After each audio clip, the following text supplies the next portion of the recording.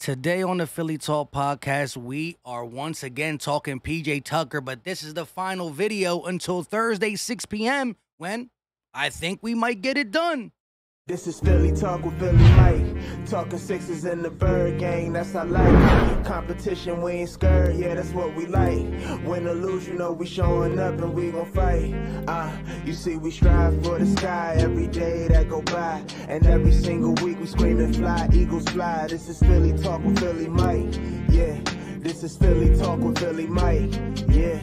What is going on, everybody? I go by Philly Mike, and this is the Philly Talk podcast. And today we will be explaining how we can get PJ Tucker if we want to get him Thursday at 6 p.m. I don't see him waiting much longer. I'm not saying he's an all-star, but we've heard that people want his services. That's why the 3-year, $30 million is being thrown out there. But before we get into Mark Stein, Keith Pompey, and all the takes, help your boy out and hit that like button. Subscribe if you are new, and ding that notification bell so you know when these videos drop or when we go live.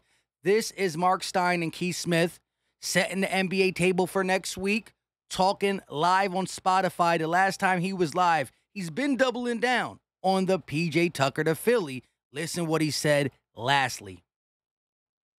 I've just been consistently hearing when I speak to other teams, they expect PJ Tucker to land with the Sixers. Keith Pompey of the Philly Inquirer was the first one to report the three-year deal in the $30 million range scenario. Since, like I said, for days now, I've just been hearing the Sixers are going to wind up with PJ Tucker when the free agency bell rings. When the bell rings, remember that last part, because the bell rings Thursday at 6 p.m. PJ's already been low-key feeling it out, and if a deal will be put on the table, because Miami's going to try, Milwaukee, we've heard other suitors, but they all say that the leading candidate is the Sixers. But right now, we don't have enough money. So let's go over some of the facts in the Inquirer and talk about it, right? The first paragraph pretty much says the teams that want him, the 3 years, $30 million, blah, blah, blah, blah, blah, blah. First problem is the Sixers won't have the available salary cap space if James Harden picks up that $47.36 million player option, as he previously said he would. Now, we've heard other people's pick up their option. Kyrie Irving, Russell Westbrook, other players are coming out. We haven't officially heard it.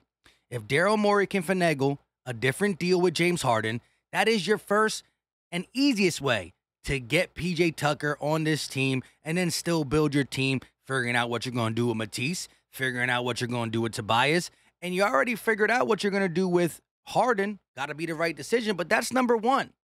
Number two would be, let's read this. If the Sixers add a player via sign and trade, right, you could always have a team sign PJ Tucker and trade because you're doing some crazy stuff. You know, the NBA can do some crazy stuff. But if the Sixers add a player via sign and trade this summer or use their $4.1 million biannual exception for the $10.3 million non-taxpayer mid-level exception, which is the best path for Tucker if Harden doesn't take a different deal, they can't go over the $155.7 million luxury tax approximately next season.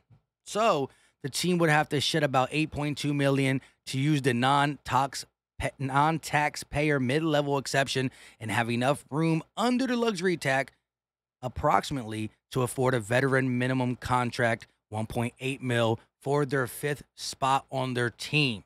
So again, you got the Harden route. You got us going ahead and using that $10.3 million non-taxpayer mid-level exception.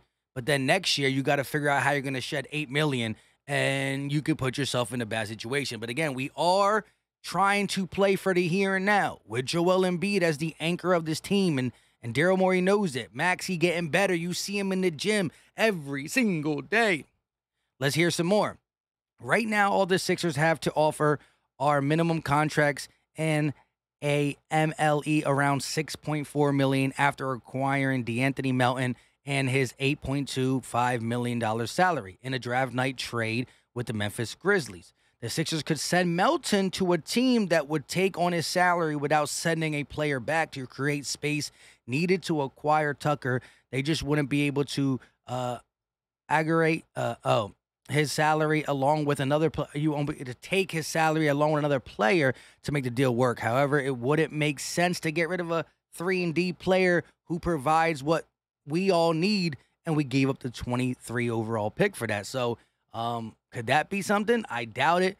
Last but not least, another avenue for the Sixers could be to attempt to package a combination of Furkan, Matisse, Niang to a team without getting a player back.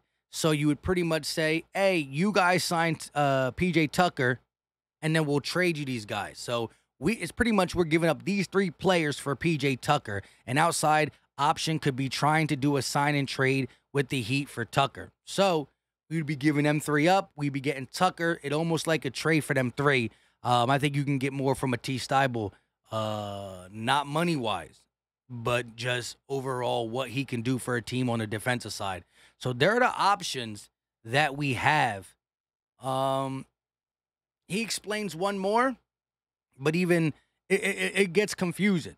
But these are all the ways we could acquire PJ Tucker. Some of them are pretty difficult. Does it help? Does it hurt? What are we getting for 3 years? I believe PJ Tucker can play at a high level. Joel Embiid spoke highly about him. Daryl Morey loves him. The dude has games that matter. We saw him out-rebound every single Sixer in a must-win game in the playoffs on the offensive side of the ball. We've seen him play defense on 1 through 5 at times.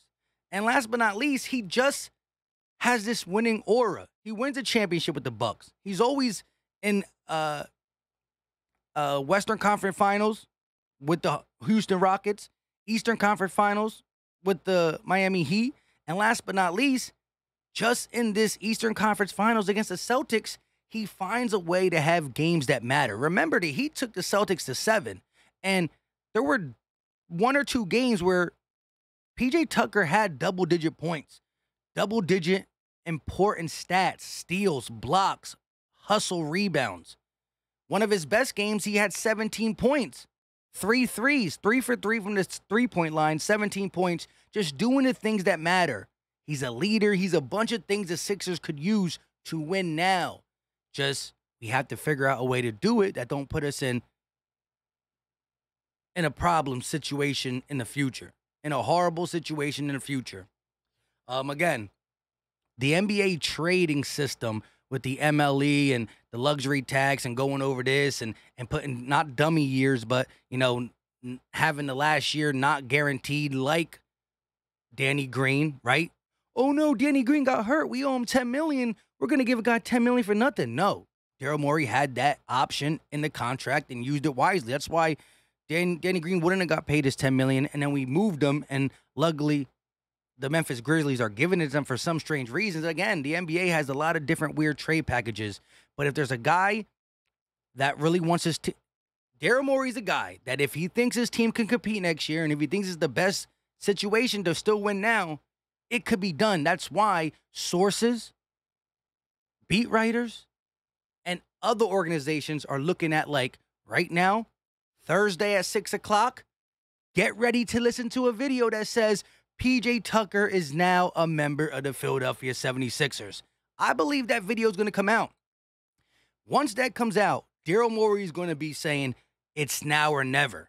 I think videos after that are going to be saying, oh my gosh, Tobias Harris was traded. Matisse Thybulle was put in a package. We did do something with a Furk or a Shake. This team is going to be Joel Embiid, Tyrese Maxey, James Harden, and different players that now we have to make sure they work, they fit. You got a whole season, and then we can go out there and try to get out this second round. With all that being said, I go by Philly Mike. Let me know all your thoughts in the comment section. Greatly appreciate the support and the comments. Hit the like button, hit the subscribe if you're new. Sorry, I was trying to get through this, and it was just too much on one page. And I see my son's coming up the stairs right now anyway, so a little distracted, but we got through it. Let me know all your thoughts in the comment section. I go by Philly Mike, and this is the Philly Talk Podcast. We out.